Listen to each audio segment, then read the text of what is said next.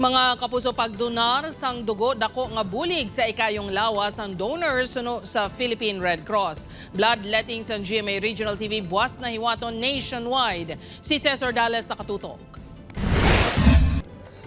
Delikado na ang nagapakigbahin sa nakalain-laing nga bloodletting activities ang jail officer nga si Frankie. Magluwas kuno nga makabulig sa pagpalawig sa kabuhi sang iban, may positibo ini nga dulot sa iya kagalingon. Makapatyagid ako sang kalipay nga nag-donate ako, mayara ako sense of purpose and love for others. Ang kasubong ni Frankie, makabigag-grasya sang Iloy nga si Cornelia. Nabtanin ni sang news team nga nagaproseso sa pagkuha sang dugo sa Red Cross Iloilo.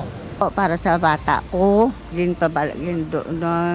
request liwat si doktor, ngayon naman isa ka bag. Ote, mayon pasalamat na ko. Sino sa Philippine Red Cross Iloilo Chapter, madamo sang benepisyo nga mahatag ang pagdonar sang dugo. Kasubong sang maayo nga panglawason, mangin younger looking, hagang pinaka-importante ang healthy kag active nga blood circulation. Gaka-renew ang imo nga blood circulation, nga wherein ang imo nga ga-release ang imo nga bone marrow for a healthy and active blood cells, wherein nga ang nagadaloy sa imo nga circulation is healthy, so magiging healthy man ikaw.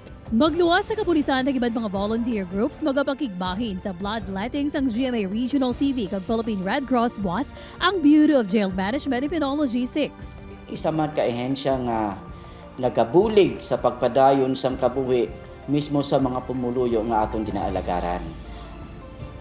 Ang paagi sa pagdonar sang dugo, no, kami ang BJMP nagakalipay tungod sa paagi sa among nga pagdonar, makasugpon kita sang kabuhi. Gani mga kapuso, kini tayo kinabuas sa Fountain area ng Robinsons Iloilo, humali na las 9 ang agat. Sa Bacolod City, sarang magpadulog sa second floor north wing sa SM City, Bacolod, ang mga donors, humali na las 9 man sang aga. Donate blood, save lives. Upod kay Cirilo Renduque, Tess Ordales. One Western Visayas.